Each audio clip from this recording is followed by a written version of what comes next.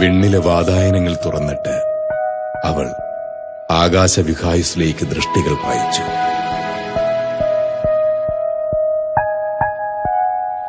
സ്വർഗലോകത്തിന്റെ ജനൽപ്പാളികളിലൂടെ തന്നെ കാത്തു പരിപാലിക്കുന്നവന്റെ ദൃഷ്ടികൾ എന്നിൽ സംരക്ഷണ വലയം തീർക്കുന്നുവോ? വചനം ആധ്യാത്മികതയുടെ വേരുകൾ തീർത്ത് ജീവിതത്തിനെ ഗ്രസിച്ച നാളുകളിൽ പ്രിയ ആദ്യമൊന്ന് അമ്പരന്നിരുന്നു.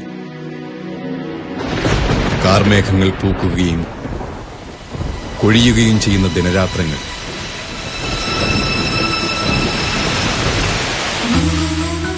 വേവലാതികൾ പൂണ്ട വേപത്തുക്കളോടെ ഒറ്റക്കിരുന്ന് വിതുമ്പും.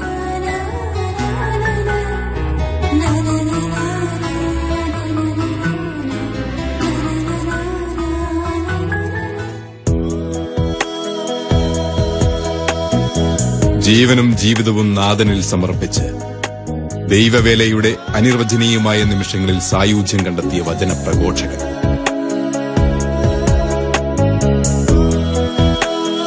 രമ്യമോഹവലയങ്ങളിൽ നിന്നും വ്യതിചലിച്ച് കുരിശിന്റെ നിഴലിൽ രക്ഷയുടെ മാർഗം കണ്ടെത്തിയ എൽവിസ് എന്ന വചന പ്രചാരകൻ. We don't speak about the soul. ആത്മാവിന്റെ വിലയെക്കുറിച്ച് നമുക്കറിവില്ല. ലോകമെങ്ങും പോയി എന്റെ സുവിശേഷം പ്രഘോഷിക്കുവിൻ എന്നരുൾ ചെയ്ത നാഥന്റെ പന്ഥാവിൽ സുവിശേഷവേലയുടെ മാനങ്ങൾ തിരയുകയും കണ്ടെത്തുകയും അത് ലോകത്തിന് പകർന്നു നൽകുകയും ചെയ്തുകൊണ്ട് എൽവിസ് കോട്ടൂരാൻ ഇന്ന് വചനപാതയിലാണ്.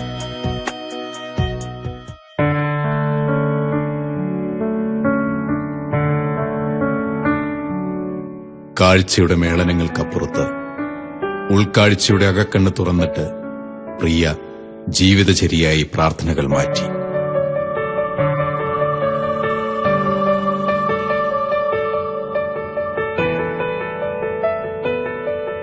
വീട്, മക്കൾ, പ്രാർത്ഥന ഇവ കൂട്ടിക്കോർത്ത ജീവിതം കോട്ടൂരാൻ കുടുംബത്തിന്റെ നെടും തൂണായി. മക്കളെ ആത്മീയമായിട്ട് എങ്ങനെ വളർത്തിയ? അവരെ ഞങ്ങൾ ദിവസവും കുർബാനയ്ക്ക് പോവുക ഒരു പതിവാണ്. കുമ്പസാരം, കുർബാന, ആരാധന. അവര് സ്വയം പോവോ അതോ പ്രിയ? ഇല്ല, ആദ്യം കുഞ്ഞിലെ തൊട്ട് ഞങ്ങള് ഒരുമിച്ച് അങ്ങ് പോവായിരുന്നു. പിള്ളേരെല്ലാം ചെറുതായിരുന്നപ്പോഴേ തന്നെ, വയറ്റിലായിരുന്നപ്പോഴും 1 വയസ്സുള്ളപ്പോ തൊട്ട് ഞാൻ കൊച്ചിനെ കൊണ്ട് തന്നെ കുർബാനയ്ക്ക് പോയിക്കൊണ്ടിരുന്നു. കാരണം കുർബാനയാണ് എന്റെ ജീവിതത്തിൽ എന്നെ പിടിച്ചു നിർത്തി എനിക്ക് ധൈര്യം തന്നതും എനിക്ക് ശക്തി തന്നതും എല്ലാം കുർബാനയിലൂടെയാണ്. എനിക്ക് ശരിക്കും ഒരു വലിയ അനുഭവമായിരുന്നു കുർബാന എനിക്ക്. അതുകൊണ്ട് തന്നെ ഞങ്ങളെല്ലാവരും ഒരുമിച്ച് കുർബാനയ്ക്ക് എല്ലാ ദിവസവും, ഏത് കുഞ്ഞാണേലും വലുതാണേലും എല്ലാവരും ഒരുമിച്ച് പോവായിരുന്നു. കുർബാനയ്ക്ക് പോവും, ആരാധനയ്ക്കും മക്കൾ പോവാറുണ്ട്. മുതിർന്ന കുട്ടികൾ അരമണിക്കൂർ ആരാധന കഴിയുന്ന ദിവസങ്ങളിലെല്ലാം പോവും. പിന്നെ മുതിർന്നു കഴിഞ്ഞാൽ അവരുടെ പേഴ്സണൽ പ്രയറും കൃത്യമായിട്ട് നോക്കുമായിരുന്നു, അവർ ചെയ്യുന്നതുണ്ടോ എന്നൊക്കെ. പിന്നെ ഞങ്ങളുടെ കുടുംബ പ്രാർത്ഥനകളിൽ അവര് പ്രത്യേകമായ ഓരോ കാര്യങ്ങൾ അവർക്ക് കൊടുക്കും, അവർ ഇന്റർസീഡ് ചെയ്യാൻ. ഇപ്പൊ ഒരാള് ഗർഭിണികൾക്ക് വേണ്ടി പ്രാർത്ഥിക്കുന്നു, ഒരാള് സാമ്പത്തികമായ ബുദ്ധിമുട്ടുള്ളവർക്ക്. അവരുടെ ഞങ്ങളുടെ മിനിസ്ട്രിയിലുള്ള കുറച്ച് പേരുടെ പേരുകളും കൊടുക്കും. അവരത് പറഞ്ഞ് പ്രാർത്ഥിക്കാറുണ്ട്. ശരിക്കും ഭയങ്കര ഒരു അനുഭവമായിരുന്നു മക്കൾക്ക്. കാരണം അവര് പ്രാർത്ഥിക്കുമ്പോൾ അവർക്ക് അത് ഇപ്പൊ ഏതെങ്കിലുമൊക്കെ ചേച്ചിമാര് സുഖപ്രസവം കഴിഞ്ഞു എന്ന് പറയുമ്പോഴത്തേക്കും അവരുടെ പ്രാർത്ഥന കൊണ്ടാണെന്ന് അവർക്കൊരു വലിയൊരു അനുഭവമായിരുന്നു അത്. ശരിക്കും അവര് പ്രാർത്ഥിച്ചിട്ട് അതെല്ലാം നടന്നു. അപ്പൊ അങ്ങനെ പടിപടിയായിട്ട് പിന്നെ എന്ത് കാര്യങ്ങളും അവർക്ക് എന്തെങ്കിലും ആവശ്യമുണ്ടെങ്കിലും ഞാൻ പറയാ, നീ ഈശോയോട് ചോദിക്കുക, ഈശോയുടെ ഹിതമാണെങ്കിൽ നിനക്കത് കിട്ടിയിരിക്കും. അങ്ങനെ ഒത്തിരി കാര്യങ്ങളുണ്ട് അവർക്ക്. അതൊരു അനുഭവമാകാൻ തന്നെ എനിക്കറിയാം. ഈ അടുത്ത് എന്റെ 2ാമത്തെ മോള് പിയാനോ പഠിക്കുന്നുണ്ട്. അപ്പം അവൾക്കൊരു പിയാനോ വേണം. പിയാനോ ഭയങ്കര എക്സ്പെൻസീവ് ആണ്, 80,000 രൂപയാണ്. നമുക്കതൊന്നുമില്ല. അപ്പോ ഞാൻ പറഞ്ഞു, നീ പ്രാർത്ഥിക്കുക, കർത്താവ് സമ്പന്നനാണ്, നീ പ്രാർത്ഥിക്കുക, ദൈവം തരട്ടെ. അങ്ങനെ അവളെ എല്ലാ ദിവസവും കൊന്തയിൽ അത് സമർപ്പിച്ച് പ്രാർത്ഥിക്കുമായിരുന്നു. എന്ത് വലിയ അത്ഭുതമാണെന്ന് വെച്ചാൽ, ഒരു ദിവസം എന്റെ ഡാഡി എന്നെ വിളിച്ചിട്ട് പറയാം, അവള് ഗോഡ് ചൈൽഡാ, ഞാൻ നിന്റെ 2ാമത്തവൾക്ക് ഞാനൊരു ഇൻസ്ട്രുമെന്റ് വാങ്ങിച്ചു കൊടുക്കുക, അവള് പഠിക്കുന്ന പിയാനോ അല്ലേ, ഞാനത് വാങ്ങിച്ചു കൊടുക്കുക അവൾക്ക്. അങ്ങനെ ശരിക്കും ഒരിക്കലും ഞങ്ങളെ കൊണ്ട് വാങ്ങിക്കാൻ പറ്റുന്ന ഒരു കാര്യമല്ല. പക്ഷെ ദൈവം തോന്നിപ്പിക്കുക. എന്റെ 2 മക്കൾക്ക് കണ്ണാടി വെക്കേണ്ടതായിരുന്നു. ഭയങ്കര പവറായിരുന്നു. പക്ഷെ അവര് കൊന്തയിൽ ഏറ്റുപറഞ്ഞ് പ്രാർത്ഥിക്കുമായിരുന്നു, ബർത്തിമേസിനെ സുഖപ്പെടുത്തിയ കർത്താവെ എന്നെ സുഖപ്പെടുത്തണമേ. അങ്ങനെ അവരുടെ പ്രാർത്ഥന കർത്താവ് കേട്ടു. അവർക്ക് കണ്ണാടി ഒരാൾക്ക് വെച്ചിരുന്ന ഭയങ്കര പവർ ഉണ്ടായിരുന്ന, പക്ഷെ സൗഖ്യം കൊടുത്തു. അങ്ങനെ ഓരോ അനുഭവത്തിലൂടെ ശരിക്കും ദൈവം അവരെ ആത്മീയമായി വളർത്തിക്കൊണ്ടിരിക്കുകയായിരുന്നു. മക്കളെല്ലാം എക്യുപ്ഡ് ആണല്ലോ. അതായത് ഒരാൾ ഓർഗൻ പഠിക്കുന്നു, ഒരാൾ പിയാനോ പഠിക്കുന്നു. അങ്ങനെ മക്കളെല്ലാവരെയും ഇതിലേക്ക് നയിക്കുന്ന ഒരു വിഷൻ പറയാമോ? എന്തുകൊണ്ടാണ് മക്കളെ എല്ലാവരും ഇങ്ങനെ ഒരു ഇൻസ്ട്രുമെന്റ്സ് പഠിപ്പിക്കാനായിട്ട്? അത് ഞങ്ങൾക്ക് ഒരു മിനിസ്ട്രി ഉണ്ട്. ആ മിനിസ്ട്രിയിലെ ഒരു മ്യൂസിക് മിനിസ്ട്രിയില് ഒരു ബാൻഡ് ഉഴക്കാൻ വേണ്ടി തന്നെയായിരുന്നു. ശരിക്കും ദൈവരാജ്യം മുന്നിൽ കണ്ടുകൊണ്ട് തന്നെയാണ്. അതായിരുന്നു ഞങ്ങളുടെ വിഷൻ. കാരണം മക്കളെ ഒരു മിഷണറി ആക്കണം എന്നുള്ള ഒരു ഉദ്ദേശത്തിൽ തന്നെയായിരുന്നു. ദൈവരാജ്യത്തില് വേല ചെയ്യാൻ വേണ്ടി തന്നെ ആയിരുന്നു അവർ ഒരുക്കിക്കൊണ്ടിരുന്നത്. അപ്പൊ അതിന്റെ ഒരു ഭാഗമായിട്ടാണ് ഒരു ബാൻഡ് ക്രിയേറ്റ് ചെയ്യണമെന്നും മക്കള് ഒരേ ഇൻസ്ട്രുമെന്റ് പഠിക്കണമെന്നും എല്ലാം ആഗ്രഹിച്ചതും പ്രാർത്ഥിച്ചതും അത് ദൈവം അതിന് വഴി ഒരുക്കിയതും. അങ്ങനെ എല്ലാവരും 2 ഇൻസ്ട്രുമെന്റ്സ് പഠിക്കുന്നുണ്ട്. ഇപ്പം ശരിക്കും പറഞ്ഞാൽ ഒരു യൂത്ത് ബാൻഡ്, ഒരു ടീൻസിന്റെ ബാൻഡ് തന്നെ ഫോം ആയിട്ടുണ്ട്. അതില് നമ്മുടെ പിള്ളേരൊക്കെ തന്നെയാണ്. അതൊക്കെ ശരിക്കും അത് ദൈവം വഴിയൊരുക്കുകയാണ്. അതിനോട്ടുള്ള ഒരു ഈ വിഷൻ മുന്നിൽ കണ്ടുകൊണ്ട് ദൈവം അത്. മക്കളുടെ പഠിത്തം എങ്ങനെയാ പ്രിയ? എല്ലാവരും എങ്ങനെ പഠിപ്പിക്കാൻ പറ്റുമോ? ഒരേ സമയം എല്ലാവരും ഇങ്ങനെ ഡൗട്ട്സ് ആയിട്ട് വരുമോ? അത് എപ്പോഴും എല്ലാരും എന്നെ പണ്ട് തൊട്ട് പേടിപ്പിച്ചോണ്ടിരുന്നതാ. നിനക്ക് എല്ലാരെയും പഠിപ്പിച്ച് വട്ടാകും എന്നൊക്കെ പറയുമായിരുന്നു. പക്ഷെ ഇത് മുന്നിൽ കണ്ടുകൊണ്ട് ഞാൻ മാതാവിനോട് പ്രാർത്ഥിക്കുമായിരുന്നു. കാരണം മാതാവാണ് പെർഫെക്റ്റ് മദർ. നമുക്ക് ഏറ്റവും സഹായവും മാതാവ് തന്നെയാണ്. ശരിക്കും മാതാവിനോട് ഞാൻ കൊന്തവല്ലി തന്നെ പ്രാർത്ഥിക്കുമായിരുന്നു. എനിക്ക് പറ്റില്ല മാതാവേ, ഇത്രയും മക്കളെ പഠിപ്പിക്കാൻ എനിക്ക് പറ്റില്ല, മാതാവ് തന്നെ ഹെൽപ്പ് ചെയ്യണം. പക്ഷെ ആ അവസരങ്ങളിലെല്ലാം ശരിക്കും ഞാൻ ഇപ്പോഴും ഓർക്കുന്നുണ്ട്, ഒരു ടേബിളിൽ ഇരുന്ന് തന്നെ ഹിന്ദി വരും ഒരു സ്ഥലത്തൂടി, മാത്സ് വരും ഒരു സ്ഥലത്ത്, സയൻസ്, അങ്ങനെ പല പല ക്വസ്റ്റ്യൻസ് ആണ് അവർക്ക്, പല പല സംശയങ്ങളാണ്. പക്ഷെ പലതൊന്നും എനിക്കൊന്നും പറഞ്ഞു കൊടുക്കാൻ പറ്റുന്ന കാര്യങ്ങളല്ല. മാത്സ് ഒക്കെ എല്ലാം മറന്നുപോയി. പണ്ട് പഠിച്ച കാര്യങ്ങളല്ലേ, ഇപ്പൊ എല്ലാം പുതിയതല്ലേ. പക്ഷെ മാതാവ് ശരിക്കും സഹായിച്ച ഇതുവഴിയാണെന്ന് വെച്ചാൽ എന്റെ മൂത്ത മകള് 2ാമത്തെ മക്കള് ശരിക്കും ഹെൽപ്പ് ചെയ്യുമായിരുന്നു എല്ലാ കാര്യത്തിലും. പഠിത്ത കാര്യങ്ങളിലും മൂത്ത ആളായിരുന്നു 3ാമത്തെ ആള് നോക്കിക്കൊണ്ടിരുന്നത്, 2ാമത്തെ ആള് 4ാമത്തെ ആള്, മൂത്ത മോൻ ഇളയ മോന്. അങ്ങനെ പഠിത്ത കാര്യങ്ങളിൽ ശരിക്കും 2ാമത്തെ ആള് മാത്സിനൊക്കെ എല്ലാവർക്കും എല്ലാം പറഞ്ഞു കൊടുക്കുമായിരുന്നു. അപ്പൊ അങ്ങനെ ശരിക്കും ഞാൻ അങ്ങനെ വലിയൊരു എഫേർട്ട് ഇടേണ്ടി വന്നിട്ടില്ല. മാതാവ് സഹായിക്കുക ചെയ്തത്. പഠിത്ത കാര്യങ്ങളിലൊന്നും ഞാൻ അങ്ങനെ തലപുകയിഞ്ഞ്, ഇവർക്ക് ആർക്കും തന്നെ ട്യൂഷനില്ല. ഇതൊക്കെ ദൈവത്തിന്റെ കൃപയാണ്. അല്ലാതെ നമുക്കൊന്നും ഇവരെ ഒന്നും പഠിപ്പിക്കാനൊന്നും ഒരു കഴിവുമില്ല സത്യത്തില്. പക്ഷെ അത് ഞാൻ മനസ്സിലാക്കിയ ഒരു സത്യമാണ്. ദൈവരാജ്യത്തിന് വേണ്ടി നമ്മൾ ഇറങ്ങിയ കർത്താവ് നമ്മുടെ ബാക്കി കാര്യങ്ങളെല്ലാം കൂട്ടിച്ചേർക്കുന്നു. പ്രിയ എങ്ങനെയാ എൽവിസിന്റെ മിനിസ്ട്രിയെ നേരിട്ട് സപ്പോർട്ട് ചെയ്യണത്? ഈ മിനിസ്ട്രിയെ കുറിച്ച് കുറച്ചൊന്ന് വിശദമായിട്ട് പറയാമോ? നമുക്കൊരു ഡിവൈൻ മെർസി മിനിസ്ട്രി എന്ന് പറഞ്ഞൊരു മിനിസ്ട്രിയാണ്. അതെ, എറണാകുളത്ത് തന്നെ സെന്റ് മേരീസ് ബസിലിക്കയില് എല്ലാ വ്യാഴാഴ്ചകളിലും 7 മണി തൊട്ട് 9 മണി വരെ ആണ് ശുശ്രൂഷ നടക്കുന്നത്. ഒത്തിരി കുടുംബങ്ങൾ വരുന്നുണ്ട്. അപ്പൊ ഒത്തിരി ഒരു 15 ഫാമിലിയാണ് ഇത് നോക്കുന്നത്, കോർ ടീമായിട്ട് നോക്കുന്നത്. പിന്നെ അതിലൊത്തിരി കാര്യങ്ങൾ ചെയ്യാനുണ്ട്. അപ്പൊ ക്രിസ്ത്യൻ മിനിസ്ട്രിയിലാണേലും സഹായിക്കുന്നുണ്ട് ഞാൻ, പിന്നെ ഇന്റർസെഷൻ മിനിസ്ട്രിയില്, പിന്നെ മ്യൂസിക് മിനിസ്ട്രിയിൽ, അങ്ങനെ ഒത്തിരി കാര്യങ്ങളിൽ ഇടപെട്ടിട്ടുണ്ട്, ഇടപെടുന്നുണ്ട്. പിന്നെ ഒരു വീട്ടമ്മമാരുടെ ഒരു കൂട്ടായ്മയുണ്ട്. ഞങ്ങളുടെ ഒരു 10-25 വീട്ടമ്മമാര് ഒരുമിച്ച് എല്ലാ മാസവും 2 പ്രാവശ്യം കൂടി ഞങ്ങള് എങ്ങനെ കർത്താവ് നമ്മുടെ കുടുംബജീവിതത്തിൽ ഇടപെടുത്താം, അങ്ങനെയുള്ള കാര്യങ്ങളെല്ലാം ഭയങ്കര നല്ലൊരു കൂട്ടായ്മയാണ്. അങ്ങനെ പലതരത്തിലും മിനിസ്ട്രിയിൽ ഹെൽപ്പ് ചെയ്യാൻ പറ്റും. ദൈവത്തെ സ്തുതിക്കാൻ മക്കളെ പ്രാപ്തരാക്കുമ്പോൾ ഈ കുടുംബം ദൈവവേലയുടെ മഹത്വത്തെക്കുറിച്ചുള്ള ദൈവിക ദർശനം ഉൾക്കൊണ്ട കുടുംബമായി പാരിൽ പരിലസിക്കുന്നു. വാടിയ മുഖത്തോടുകൂടി ഒരിക്കലും ഞാൻ പ്രിയയെ കണ്ടിട്ടില്ല. എപ്പോഴും ഒരു ചെറു പുഞ്ചിരി പ്രിയയുടെ മുഖത്തുണ്ട്. എങ്ങനെ ഈ സഹനങ്ങളിലൂടെ പോകുമ്പോഴും ഇത്രമാത്രം സന്തോഷിക്കാനും ആനന്ദിക്കാനും സാധിക്കുന്നത്? ഇതെല്ലാം ഒരു കൃപയാണ്. ശരിക്കും നമ്മള് ഒന്നും ചെയ്യുന്നതല്ല, ഇതെല്ലാം ദൈവം തരുന്നതാണ്. അപ്പൊ ഞാൻ ഓർക്കുന്നുണ്ട്, രാവിലെ എഴുന്നേറ്റ് ഞാൻ ഒരു മല പോലെ ഉണ്ടാവും പണിയും കാര്യങ്ങളും. ഇന്ന് എന്തെല്ലാമാണോ കാര്യങ്ങൾ ചെയ്യാനുള്ളത് അതൊന്നും ഓർത്ത് കാലത്തെ തന്നെ ഞാൻ ഈശോയുടെ സാഷ്ടാംഗം പ്രണമിച്ച് പ്രാർത്ഥിക്കുക ചെയ്യുക. എന്റെ ഈശോ എന്നെ കൊണ്ട് പറ്റില്ല, ഇതെല്ലാം കർത്താവ് തന്നെ ചെയ്തു തരണം, എന്നെ കൊണ്ട് ശക്തിയുമില്ല, എനിക്ക് പറ്റത്തുമില്ല. അങ്ങനെ പറഞ്ഞ് കർത്താവിനെ അങ്ങ് ഏൽപ്പിച്ചു കഴിയുമ്പോൾ എങ്ങനെയാണ് കാര്യങ്ങൾ നടന്നു പോകുന്നതെന്ന് എനിക്ക് തന്നെ അതിശയമാണ്.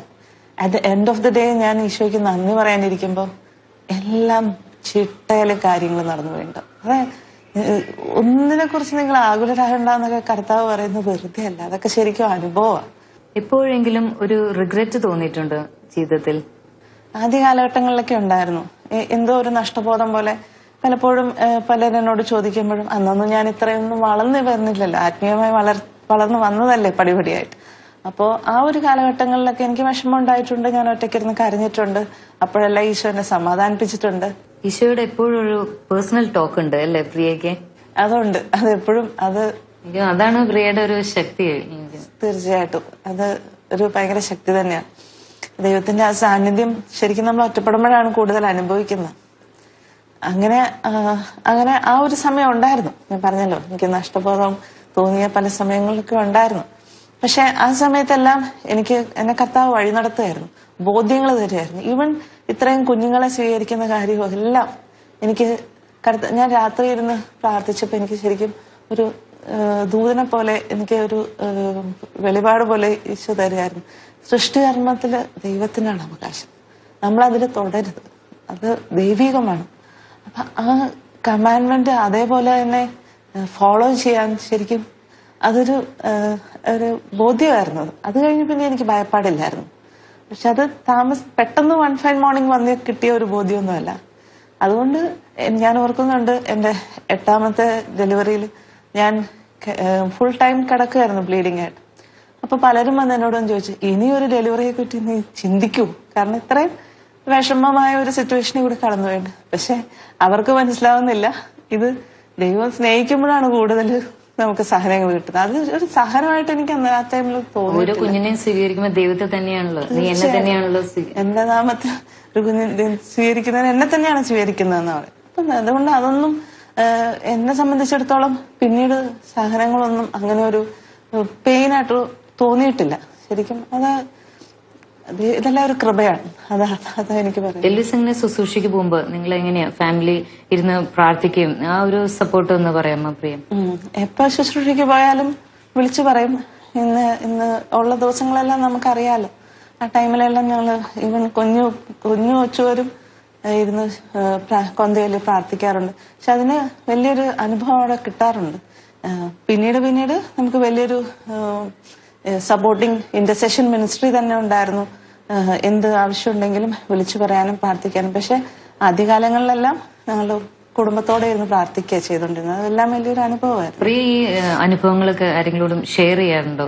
ഇതിലേക്ക് കടന്നു വന്ന ഈ അനുഭവം കണ്ട് പ്രിയയുടെ ജീവിത സാക്ഷ്യം കണ്ട് കടന്നു വന്ന എന്തെങ്കിലും ഷെയർ ചെയ്യാറുണ്ടോന്ന് വെച്ചാൽ ദൈവം പലപ്പോഴും അവസരം തന്നിട്ടുണ്ട്. പലപ്പോഴും ഈ ഒരു അവസ്ഥ കൂടെ കടന്നുപോയ ഫ്രണ്ട്സ് എല്ലാവരും എന്തെങ്കിലുമൊക്കെ പ്രശ്നങ്ങളും വിഷമങ്ങളും ആയിട്ട് വരുമ്പോൾ ഞാൻ എൻ്റെ ഒരു അനുഭവം ശരിക്കും സാക്ഷ്യമാകാനാണല്ലോ ദൈവം ആഗ്രഹിക്കുന്നത്.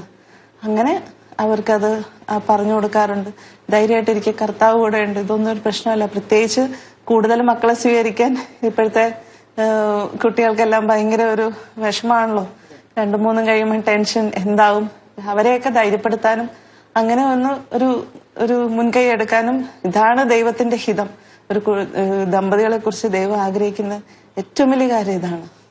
ജീവൻ നിലനിർത്തുക, ജീവനെ ഒഴുക്ക്, ജീവന്റെ സമൃദ്ധിയാണ് ദൈവം ആഗ്രഹിക്കുന്നത്. ആ ഒരു ബോധ്യം മറ്റുള്ളവർക്ക് പകർന്നു കൊടുക്കും. വീട്ടമ്മ, പെറ്റമ്മ, പോറ്റമ്മ, ഭാര്യ, ഈ സ്ഥാനങ്ങളൊക്കെ അലങ്കരിക്കുമ്പോഴും പ്രിയ എൽവിസ് ആത്മീയ ബോധത്തിന്റെ സീമകൾ തിരഞ്ഞ് ദൈവിക കരുത്ത് കൂടുതൽ സ്വായത്തമാക്കാൻ തിയോളജിയിൽ ബിരുദമെടുക്കാനുള്ള ശ്രമത്തിലുമാണ് ഇന്ന് പ്രിയ. ഈശോയുടെ സ്നേഹത്തിൽ കൂടുതൽ ആഴപ്പെടാനും ഈശോയുടെ ബോധ്യം കൂടുതൽ പഠിക്കുവാനായിട്ടും പ്രിയ ഇപ്പൊ തിയോളജി ക്ലാസ്സിന് പോകുന്നുണ്ടല്ലോ, അതെന്താ അങ്ങനെ എടുക്കാനൊരു തീരുമാനം? ഇത്ര തിരക്കാണ് പ്രിയക്ക്, മിനിസ്ട്രീസ് ഉണ്ട്, മക്കളെ പഠിപ്പിക്കണം, മക്കളുടെ കാര്യങ്ങളെല്ലാം നോക്കണം. ഫുൾ ടൈം എൽവിസ് ശുശ്രൂഷയിലാണ്. അതിന്റെ ഇടയിലും എങ്ങനെ തിയോളജി പഠിക്കാൻ പറ്റുന്നത്? ഒരു നല്ലൊരു ഗ്യാപ്പ് ഉണ്ട്. LLB പഠിച്ചതിന് ശേഷം പിന്നെയും പഠിക്കാൻ പോവാന്ന് പറഞ്ഞ സാധാരണഗതിയിൽ ആരും തന്നെ മുൻകൈ എടുക്കില്ല. തിയോളജി പഠിക്കുക എന്നുള്ളത് എന്റെ ഒരു ആഗ്രഹമായിരുന്നു, അതൊരു കാര്യം. പിന്നെ തന്നെയുമല്ല, നമ്മൾ ഈ ശുശ്രൂഷയിലാണ്, നമ്മുടെ വിഷൻ ദൈവരാജ്യമാണ്. അപ്പൊ അത് കൂടുതൽ ഒരു ഒഫീഷ്യലായിട്ട് അത് പഠിക്കാൻ ഞാൻ ആഗ്രഹിച്ചിരുന്നു. ഞങ്ങള് അത് മിനിസ്ട്രിയെ ഹെൽപ്പ് ചെയ്യുന്നതും നമ്മുടെ വിഷനോട് സപ്പോർട്ട് ചെയ്യുന്നതും ആയതുകൊണ്ട് തന്നെയാണ് ഞാനിത് ആഗ്രഹിച്ചത്. പക്ഷെ ഇത് എപ്പം എന്നുള്ള ഒരു സമയം അറിയില്ലായിരുന്നു. പക്ഷെ കർത്താവ് ശരിക്കും ആഗ്രഹം ഫുൾഫിൽ ചെയ്തു എന്ന് തന്നെ പറയാം. ഒരു സമയം തന്നു, എല്ലാ മക്കളും സ്കൂളിൽ പോയി. അപ്പൊ ഞാൻ ഫ്രീ ആയിരുന്നു. ആ ഒരു ടൈമിലാണ് ഞാൻ ഈ തിയോളജി പഠിത്തത്തിന് വേണ്ടി ഇറങ്ങിയതും. അതിപ്പം കംപ്ലീറ്റ് ആകാറായി. ഇനി ഒരു 6 മാസം കൂടിയുള്ളൂ. പരീക്ഷകളെല്ലാം വളരെ ഭംഗിയായി വിജയിക്കാൻ സാധിച്ചു. എനിക്കറിയില്ല, ഇതെല്ലാം ശരിക്കും ദൈവത്തിന്റെ കൃപ. അല്ലാതെ നമുക്ക് ഈ തിരക്കിന്റെ ഇടയിൽ പഠിക്കാനോ ഒന്നും പറ്റിയൊരു സാഹചര്യം അല്ല. പക്ഷെ എങ്കിൽ പോലും പരീക്ഷയ്ക്ക് മുമ്പൊക്കെയാ പഠിക്കുന്നത്. എങ്കിലും പിള്ളേരെല്ലാം സപ്പോർട്ടീവ് ആയിരുന്നു, ഹസ്ബൻഡും സപ്പോർട്ടീവ് ആയിരുന്നു. എല്ലാ തരത്തിലും വീട്ടിലെ പണിയെല്ലാം അവർ ആ സമയത്ത് ചെയ്യും, ഞാനിരുന്ന് പഠിക്കും. അങ്ങനെ അത് ഇപ്പൊ കംപ്ലീറ്റ് ആവാറായി, കഴിഞ്ഞിട്ടില്ല. പക്ഷെ എങ്കിലും എനിക്ക് ഇൻട്രസ്റ്റ് ആയിരുന്നു. അത് ആ ദൈവം എന്റെ ആ ഒരു ആഗ്രഹം സാധിച്ചെന്ന് തന്നെ പറയാം. ഇതൊന്നും വലിയൊരു പാടുള്ള കാര്യമൊന്നുമല്ല. ദൈവത്തിനോട് ചേർന്ന് നിന്നാൽ ഇതെല്ലാം കൃപയാലാണ് നടക്കുന്നത്. അതുകൊണ്ട് നമ്മളൊന്നും കാര്യമായിട്ട് അധ്വാനിക്കേണ്ട, വലിയൊരു അധ്വാനത്തിന്റെ ആവശ്യമില്ല. അതാണ് ഞാൻ മനസ്സിലാക്കിയ ഒരു സത്യം. നമ്മൾ സ്ട്രഗിൾ ചെയ്യേണ്ട ആവശ്യമില്ല. ഇതൊരു ഈസി ലൈഫാണ്. സ്പിരിച്വൽ ലൈഫ് ശരിക്കും ഭയങ്കര ഈസിയാണ്. ദൈവത്തോട് കൂടെ നിന്ന ദൈവത്തിന്റെ കൃപയാലാണ് ഇതെല്ലാം നടക്കുന്നത്. അല്ലാതെ ഇപ്പം ഞാൻ ഓർക്കുന്നുണ്ട്, പലരും 2 പിള്ളേരെ കൊണ്ട് വിഷമിക്കുന്നവർ. അവർ കിടന്ന് മതിയായി എന്നൊക്കെ പറഞ്ഞു. ഇതൊന്നും നമ്മള് ബലം പിടിച്ചാലൊന്നും നടക്കുന്ന കാര്യമല്ല. കർത്താവിന് വിട്ടുകൊടുത്താല് കർത്താവാണ് ഇത് ചെയ്യുന്നത്. ഈ മക്കളുടെ കാര്യം പറഞ്ഞപ്പോഴേ, മക്കളുടെ സ്വഭാവം എങ്ങനെ? ഇവര് 2 മക്കളെ അവര് വേദനിച്ച് അങ്ങനെ മക്കളുണ്ടാവാൻ വിഷമിക്കുന്ന തന്നെ ഇവരുടെ സ്വഭാവ വൈകല്യം കൊണ്ടുവരാം. 2 പേരും തമ്മിൽ ഫൈറ്റിങ്ങും ഒന്ന് ഷെയറിങ്ങും ഇല്ല. അപ്പൊ ഈ 6 മക്കളാവുമ്പോ എങ്ങനെയാ പ്രിയ അവരുടെ സ്വഭാവ രൂപീകരണം ഒന്ന്? സ്വഭാവ രൂപീകരണം നമ്മള് ഒന്നും ചെയ്യുന്ന ഒരു കാര്യമല്ല. അത് ശരിക്കും ദൈവത്തിന്റെ കൃപയാണ്. പക്ഷെ എങ്കിൽ പോലും അവര് ഭയങ്കര സ്നേഹമാണ്. അടുപ്പിച്ചായിരുന്നു എന്റെ എല്ലാ ഡെലിവറിയും. 1.5 വർഷം 2 വർഷം, അതിൽ കൂടുതൽ വലിയ ഗ്യാപ്പില്ല. അപ്പൊ അതുകൊണ്ട് തന്നെ എല്ലാരും വളരെ കൂട്ടാണ്, ഭയങ്കര സ്നേഹമാണ്. അപ്പൊ അങ്ങോട്ടും ഇങ്ങോട്ടും അഡ്ജസ്റ്റബിൾ ആണ്. അവരുടെ ആറ്റിറ്റ്യൂഡ് എന്താ? ഈ അപ്പൻ ഇങ്ങനെ ഫുൾ ടൈം മിനിസ്ട്രി ആയിട്ട് നടക്കുമ്പോ ഞങ്ങളുടെ പഠിത്ത കാര്യം പോവോ, ഞങ്ങൾക്ക് കിട്ടേണ്ട കാര്യങ്ങൾ ഈ ലോകത്തിൽ അവര് സ്കൂളിൽ തന്നെയാണല്ലോ പഠിക്കുന്നത്. മറ്റു മക്കളെ വെച്ച് അവർ കമ്പയർ ചെയ്യോ അങ്ങനെയൊക്കെ ചെയ്യുമ്പോൾ എങ്ങനെ ഇതിനോടുള്ള ആറ്റിറ്റ്യൂഡ് അവരുടെ പേരൻസ് ഇങ്ങനെ ഫുൾ ടൈം മിഷണറി ആയിട്ട് നടക്കുമ്പോൾ? അവര് ഒരു പരിധിവരെ ചെറുപ്പകാലങ്ങളിലെല്ലാം തൊട്ട് ഇത് കാണുന്നതാണ്. അപ്പം ദൈവരാജ്യത്തിനാണ് 1ാം സ്ഥാനം അപ്പം കൊടുക്കുന്നതെന്നുള്ള കാര്യം അവർക്കതൊരു ശീലമായി, അതൊരു ബോധ്യമായി അവരുടെ. അപ്പൊ അതുകൊണ്ട് തന്നെ അവർ വളർന്നു വന്നപ്പോഴും അതനുസരിച്ച് ചിലപ്പോഴൊക്കെ നമ്മൾ എവിടെയെങ്കിലും പോകാൻ വേണ്ടി റെഡിയായി നിൽക്കുന്ന, അല്ലെങ്കിൽ നമ്മൾ എന്തെങ്കിലും ഒരു അത്യാവശ്യത്തായിട്ട് കുടുംബമായിട്ട് പോകാൻ നിൽക്കുന്ന സമയത്തായിരിക്കും എന്തെങ്കിലും ഒരു അത്യാവശ്യമായ ഒരു ശുശ്രൂഷ വന്നു വരുന്നു. അപ്പൊ ആ സമയത്തായിരിക്കും അപ്പൻ ഇറങ്ങി പോകുന്നത്. അപ്പൊ അതെല്ലാം പിള്ളേരെ സംബന്ധിച്ചിടത്തോളം വിഷമമുള്ളൊരു കാര്യമാണ്. പക്ഷെ എങ്കിൽ പോലും അത് നമ്മൾ പറഞ്ഞ് മനസ്സിലാക്കുകയും പിന്നീട് അവർ അതിനോട് ട്യൂൺഡ് ആവുകയാണ് ചെയ്തത്. അപ്പൊ അല്ലാതെ ഇത് പെട്ടെന്ന് അതൊരു ദേഷ്യമല്ല ആയത്. അവർക്ക് മനസ്സിലായി ഇതാണ് കാരണം. നമ്മളെങ്ങനെ അത് എടുക്കുന്നു അത് മക്കള് കണ്ടുപഠിക്കുകയാണ് ചെയ്യുന്നത്. അപ്പൊ അത് ഓക്കെ, ദൈവരാജ്യത്തിനാണ് നമ്മുടെ കുടുംബത്തിൽ ഏറ്റവും ആദ്യം ഫസ്റ്റ് പ്രയോറിറ്റി കൊടുക്കുന്നത് എന്ന് അവർക്ക് മനസ്സിലായി. അവർ പിന്നെ വളർന്നു വന്നപ്പോഴും അതുപോലെ തന്നെ അവരും ഇപ്പൊ മിനിസ്ട്രിയിലുണ്ട്. അവരും യൂത്ത് മിനിസ്ട്രിയിൽ വളരെ ആക്റ്റീവാണ്. അങ്ങനെയാണ് എത്ര പഠിക്കാനുണ്ടെങ്കിലും എന്തൊക്കെ ഉണ്ടെങ്കിലും വ്യാഴാഴ്ചയുള്ള ഗ്രൂപ്പ് കഴിഞ്ഞിട്ടേ ഉള്ളൂ ബാക്കി കാര്യം. അതനുസരിച്ച് ബാക്കിയെല്ലാം ക്രമീകരിക്കും. അങ്ങനെയായിരുന്നു ഞങ്ങളുടെ ഒരു ആത്മീയ ജീവിതം. ഒട്ടും തന്നെ ഒരു സ്ട്രഗിളുള്ള ഒരു ഭയങ്കര ഇതിനു വേണ്ടി ഒരു സ്ട്രഗിൾ ഇല്ല. ദൈവം അതൊക്കെ നടത്തുക ചെയ്തുകൊണ്ടിരുന്നത്. പക്ഷെ എല്ലാം നടന്നുപോയി. ഈ ഒരു മിനിസ്ട്രി ഒരു വ്യത്യസ്ത മിനിസ്ട്രി ആണല്ലോ. അത് നിങ്ങളുടെ കൂടെ ഒരു 15 ഫാമിലീസ് ഉണ്ട്, അവര് മക്കളുണ്ട്, എല്ലാവരും ഉണ്ട്. അപ്പൊ പ്രിയയുടെ വീട് എല്ലാവർക്കായിട്ട് തുറന്നിട്ടേക്കാണ്. ഇതൊരു ഡെവലപ്പ് ചെയ്ത് വരുന്ന ഒരു മിനിസ്ട്രിയാണ്. അപ്പൊ എങ്ങനെ പ്രിയ അത് കാണാറ്? ആ ഒരു കാലഘട്ടത്തിൽ ശരിക്കും ഇത് മിനിസ്ട്രി ഫോം ചെയ്ത് വരുന്ന സമയങ്ങളിൽ ശരിക്കും വീട് തന്നെയായിരുന്നു തുറന്നിട്ട് കൊടുത്തിരുന്നത്. അന്നേരം എല്ലാവരും നൈറ്റ് വിജിൽസും മ്യൂസിക് മിനിസ്ട്രി പ്രാക്ടീസുകളും എല്ലാം വീട്ടിൽ തന്നെയായിരുന്നു. എന്റെ 6ാമത്തെ കൊച്ചിന്റെ പ്രസവ സമയത്ത് ശരിക്കും വീട്ടിലോട്ട് വന്നപ്പോ കൊടയും ബക്കറ്റും എല്ലാമായിട്ട് വന്ന് വാതില് തുറന്നപ്പം കേൾക്കുന്നത് ഭയങ്കര ഡ്രംസിന്റെ ശബ്ദമാണ്. അവിടെ മ്യൂസിക് പ്രാക്ടീസ് നടന്നുകൊണ്ടിരിക്കുകയായിരുന്നു. അപ്പോ ഞങ്ങൾ അതിന്റെ നടുക്കൂടെയൊക്കെ പോയി ബെഡ്റൂമിൽ കയറി. എന്നിട്ട് വാതിലടച്ചിട്ട് മമ്മി ചോദിക്കുക, ഒരു കുഞ്ഞ് കൊണ്ടായി ആശുപത്രിയിൽ നിന്ന് ഇങ്ങോട്ട് വരുമ്പോ എന്താ ഇവിടെ ബഹളം, ഒരു സൈലന്റ് അറ്റ്മോസ്ഫിയർ അല്ലേ വേണ്ടത്? ഞാൻ പറഞ്ഞു, ഇല്ല മമ്മി, അതൊക്കെ എന്റെ മക്കൾക്ക് അതൊക്കെ ശീലായി എന്ന് പറഞ്ഞു. കാരണം അതുപോലെ ഒരു നമ്മുടെ പ്രൈവസി ഒട്ടും തന്നെ ഇല്ലാത്തൊരു സമയമായിരുന്നു ആ ഒരു കാലഘട്ടം. അത് ശരിക്കും എല്ലാ മുറികളിലും എല്ലാവരും ഓടി നടക്കുന്ന ഒരു സമയമായിരുന്നു. ഒരു പെയിൻ തോന്നിയിട്ടുണ്ടോ ഉള്ളില്? ഇല്ല, എനിക്ക് ആദ്യകാലങ്ങളിൽ ശരിയാണ്, തീർച്ചയാണ് നമുക്കൊരു പ്രൈവസി ആഗ്രഹിക്കുന്ന സമയങ്ങളുണ്ട്. പക്ഷെ അപ്പൊ പോലും നമുക്കത് നഷ്ടപ്പെടും. ഈ പ്രത്യേകിച്ച് മ്യൂസിക് മിനിസ്ട്രി ബാൻഡിൽ കുറെ യൂത്താണ്. അപ്പൊ അവരെ സപ്പോർട്ട് ചെയ്യുകയും അവർക്ക് ഭക്ഷണം കൊടുക്കുകയും അവർക്ക് എന്താവശ്യങ്ങളിൽ അവരുടെ കൂടെ ഇരിക്കുകയും ഒക്കെ ചെയ്ത് അങ്ങനെ തന്നെയാണ് ഈ മിനിസ്ട്രി വളർന്നത്.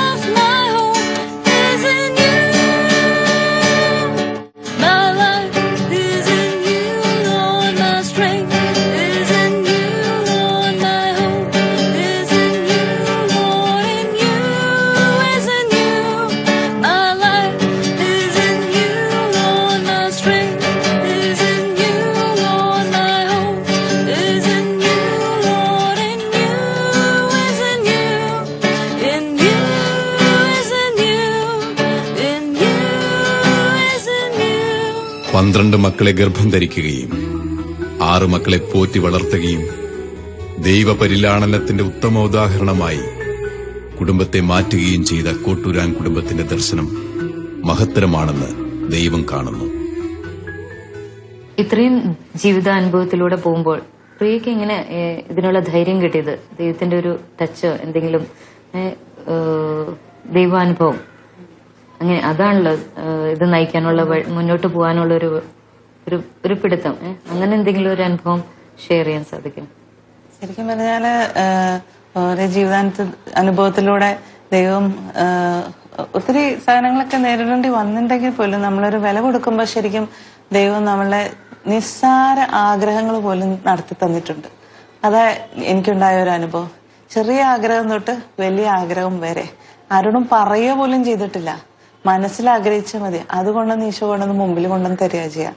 അതുപോലത്തെ അനുഭവങ്ങൾ ശരിക്കും പച്ചയായ അനുഭവം എന്ന് പറയാം. ഞാനിപ്പോഴും ഓർക്കുന്ന ഒരു നിസ്സാര കാര്യമാണ്, വലിയൊരു കാര്യമല്ല എങ്കിൽ പോലും അത് വലുതാണ്, ഒരു അനുഭവമാണ്.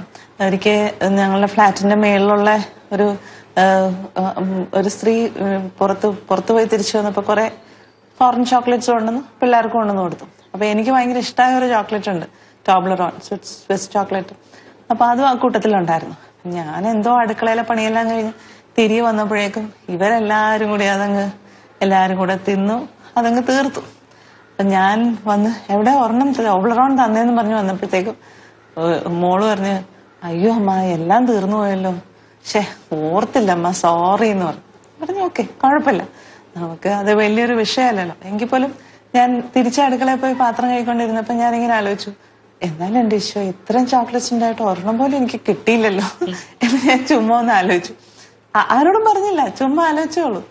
അത് കഴിഞ്ഞ് പിറ്റേ ദിവസം കൊണ്ട് ഒരു കോളിംഗ് ബെല്ല് കേട്ട് ഞാൻ പോയി തുറന്നു. അപ്പൊ ഇതേ ലേഡി വന്നിട്ട് പറഞ്ഞു, ആ പ്രിയ, ദേ ഒരെണ്ണം ഇന്നലെ ഫ്രീസറിലിരുന്ന് ഞങ്ങൾ എടുക്കാൻ മറന്നുപോയി, ഒരു കുറ്റി ടോബ്ലറോൺ ചോക്ലേറ്റ് ആണേ, ഇത് ഒരെണ്ണം അവിടെ ഇരുന്നു പോയി, ഞാൻ മറന്നുപോയി ഇന്നലെ തരാൻ, ഇത് പ്രിയയ്ക്ക് വേണ്ടിയായിരിക്കും ചിലപ്പോൾ ഈശോ തന്നതെന്ന് പറഞ്ഞ് എന്റെ കയ്യിൽ വെച്ച് പോയി. ഞാൻ അന്നേരം മേളിലോട്ട് നോക്കിയിരുന്ന് കരഞ്ഞു ശരിക്കും. നന്ദി പറഞ്ഞു ഈശോയോട്. കാരണം കർത്താവ് ഞാൻ ഇല്ല ചെറിയ കാര്യം വരെ ഈശോ അത് സാധിച്ചു തന്നല്ലോ. അതൊരു ഭയങ്കര അനുഭവമായിരുന്നു. നിസ്സാരാണെ പോലും അതൊരു വലിയൊരു അനുഭവമായിരുന്നു.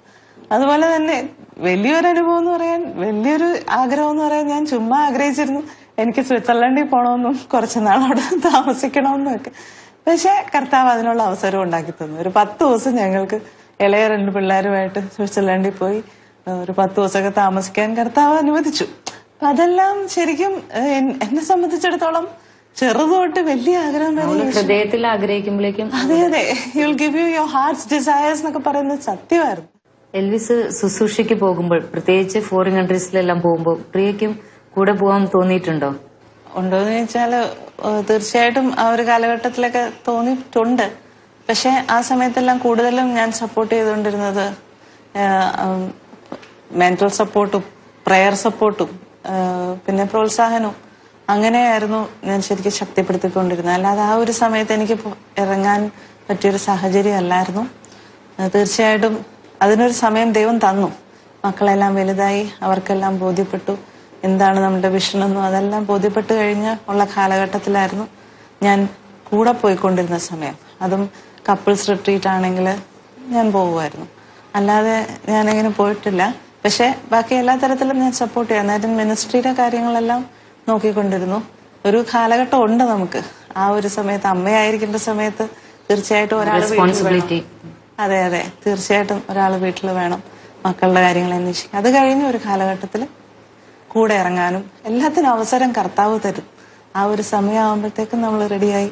യാതൊരു പരിഭവവും പരാതിയും പ്രിയയുടെ ഫേസിൽ ഇല്ലാന്ന് കാണുമ്പോൾ തന്നെ എൽവിസിനത് സന്തോഷപൂർവ്വം പോവാനും എല്ലാം. ഇവിടെ വീട്ടിലെ കാര്യങ്ങൾ പ്രിയ എല്ലാം സമാധാനമായിട്ട് നോക്കുന്നു. എൽവിസിന് ആ ഒരു ബോധ്യമുള്ളതുകൊണ്ട്, ഉറപ്പുള്ളതുകൊണ്ടും ഞാനല്ല കർത്താവ് നോക്കിക്കൊണ്ടിരുന്നു എന്ന് തന്നെ പറയാം. കാരണം നമ്മള് അതാ പറഞ്ഞ നമ്മള് ഒന്നും നമുക്ക് ചെയ്യാൻ പറ്റുന്ന ലിമിറ്റ്സിന് അപ്പുറത്തുള്ള കാര്യങ്ങളാണ്. അതുകൊണ്ട് കർത്താവ് എല്ലാം നോക്കി നടത്തിക്കൊണ്ടിരുന്നു എന്ന് തന്നെ പറയാം.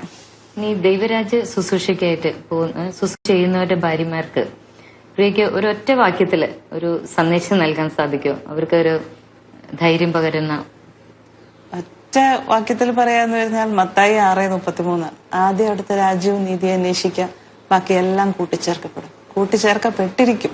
തീർച്ചയാണ് അത് അനുഭവിച്ചറിഞ്ഞൊരു സത്യം. അല്ലാതെ എല്ലാം കൂട്ടിച്ചേർത്തിട്ടല്ല ദൈവരാജ്യം അന്വേഷിക്കാൻ പോകേണ്ടത്. അതായിരുന്നു ഞാൻ അറിഞ്ഞ ഒരു സത്യം. അത് തീർച്ചയായിട്ടും നമ്മൾ ഒന്നിനെ കുറിച്ചും ഒരു ടെൻഷനും അടിക്കണ്ട. നാളെ കുറിച്ച് ആകുലരാകണ്ടെന്ന് ദൈവം പറഞ്ഞ സത്യമാണ്. ഒന്നിനെ കുറിച്ച് ആകുല, അതെല്ലാം നമുക്ക് സമയാസമയത്ത് ദൈവം പ്രൊവൈഡ് ചെയ്തെന്നൊരു അത്ര നല്ലൊരു ദൈവത്തെയാണ് അനുഭവിച്ചിരുന്നത്. അതുകൊണ്ട് ആദ്യം അവിടുത്തെ രാജ്യവും നീതി അന്വേഷിക്കുക, ബാക്കിയെല്ലാം ദൈവം കൂട്ടിച്ചേർത്ത്. ശത്രുക്കളെ നിഷ്പ്രഭരാക്കുന്ന വചനഖഡ്ഗം പ്രപഞ്ച വിസ്മയങ്ങളുടെ ഉത്തരമായി കാണിച്ചുകൊണ്ട് നമുക്കൊരു പുതിയ കാലത്തെ വരവേൽക്കാം. ലോക സുവിശേഷവൽക്കരണത്തിലൂടെ പുതിയ ആകാശവും പുതിയ ഭൂമിയും സൃഷ്ടിക്കാം നമുക്ക്.